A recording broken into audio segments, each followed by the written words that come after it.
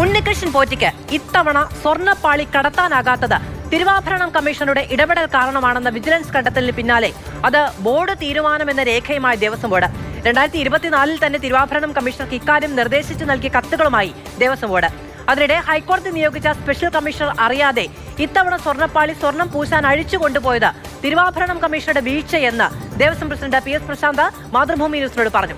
Smart ക്രിയേഷൻസിന് സ്വർണം പൊതിയാനുള്ള സാങ്കേതിക വിദ്യ ഇല്ല എന്ന വിജിലൻസ് റിപ്പോർട്ടിലെ ഭാഗം തെറ്റാണ് എന്നും ബോർഡ് നേതൃത്വം. ശബരിമലയിലെ സ്വർണ്ണക്കടത്ത് അന്വേഷിച്ച ദേവസ്വം വിജിലൻസിന്റെ ഈ റിപ്പോർട്ടിൽ ഉണ്ണികൃഷ്ണൻ പോറ്റി ഇത്തവണ പാളി കടത്തുന്നത് തടയാൻ തിരുവാഭരണം കമ്മീഷണർ നടത്തിയ ഇടപെടലുകൾ കൃത്യമായി വിശദീകരിക്കുന്നുണ്ട് 20-ാം പേജിലെ പരാമർശത്തിൽ. പക്ഷേ ദേവസ്വം ബോർഡിന്റെ നിർദ്ദേശപ്രകാരമാണ് ഇതെന്ന് പറയാത്തത് ബോർഡിനെ ചോദ്യമുനയിലാക്കി. ഇതിനെ ദേവസ്വം ബോർഡ് കത്തുകളിലൂടെ പ്രതിരോധിക്കുകയാണ്. 2024 തിരുവാഭരണം കമ്മീഷണർക്ക് നൽകിയ കത്തുകൾ അടിസ്ഥാനമാക്കി ഇത്തവണ ദ്വാരപാലക ശില്പത്തിന്റെ പാളി ഉണ്ണികൃഷ്ണൻ പോറ്റിക്ക് കൊടുത്തുവിടാത്തത് ദേവസ്വം ബോർഡിന്റെ തീരുമാനമെന്ന് വാദിക്കുകയാണ് ബോർഡ് നേതൃത്വം. കത്തിൽ പാളി ചെന്നൈയിൽ എത്തിക്കുന്നതിന് Sabarimala executive officer, vigilance officer അടക്കമുള്ളവരുടെ മേൽനോട്ടം ഉണ്ടാകണമെന്ന് പരാമർശിക്കുന്നുണ്ട്. ദ്വാരപാലക ശില്പവുമായി ബന്ധപ്പെട്ട് നമ്മളുടെ ഒരു കമ്മ്യൂണിക്കേഷൻ ആദ്യം തുടങ്ങുന്നത് 27/9/2024 അന്ന് സുനില എന്ന് പറയുന്ന തിരുവാഭരണ കമ്മീഷണറായിരുന്നു.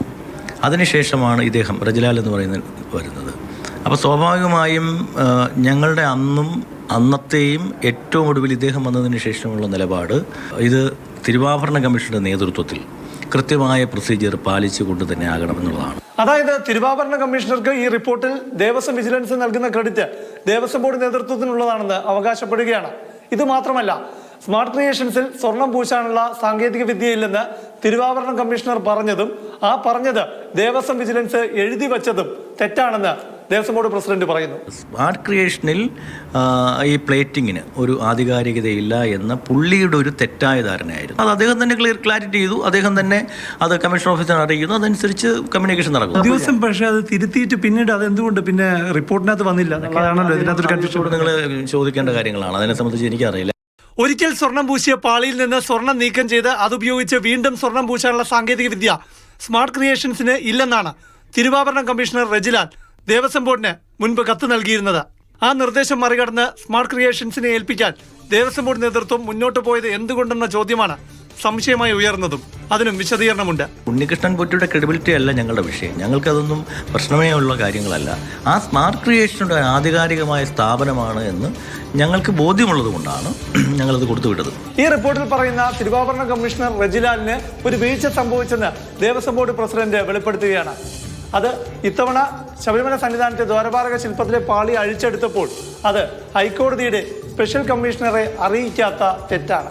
ഇതെല്ലാം പുറത്തു വരാനിടയായത് ഇത്തവണത്തെ സ്വർണം പൂശലുമായി ബന്ധപ്പെട്ട വിഷയങ്ങളിലാണ്. ഇപ്പം സ്പെഷ്യൽ കമ്മീഷണർ അറിയിക്കേണ്ട എന്നുള്ളൊരു തീരുമാനം എന്തുകൊണ്ട് പറ്റിയതാണ്? അല്ല, അത് ഇപ്പോൾ ഞങ്ങൾക്ക് തന്നെ തിരുവാഭരണ കമ്മീഷണർ വിഷയം തന്നിട്ടുള്ളൂ. അദ്ദേഹം അത് അറിഞ്ഞില്ല എന്നുള്ളതാണ്. അദ്ദേഹത്തിന് അത് അറിവുണ്ടായിരുന്നില്ല.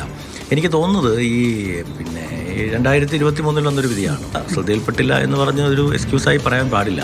അതിനെ ഞങ്ങൾ ചോദിച്ചിട്ടുണ്ട്, അത് വിശദീകരണം ചോദിച്ചിട്ടുണ്ട്. ഇതിലൂടെ വിജിലൻസ് റിപ്പോർട്ടിൽ ക്രെഡിറ്റ് നൽകുന്ന തിരുവാഭരണ കമ്മീഷണർക്ക് ഇത്തവണ ദ്വാരപാലക ശില്പത്തിന്റെ പാളി അഴിച്ചപ്പോൾ ഒരു തെറ്റ് സംഭവിച്ചെന്ന് ദേവസ്വം ബോർഡ് നേതൃത്വം വീഴ്ചയായി ഉന്നയിക്കുകയാണ്.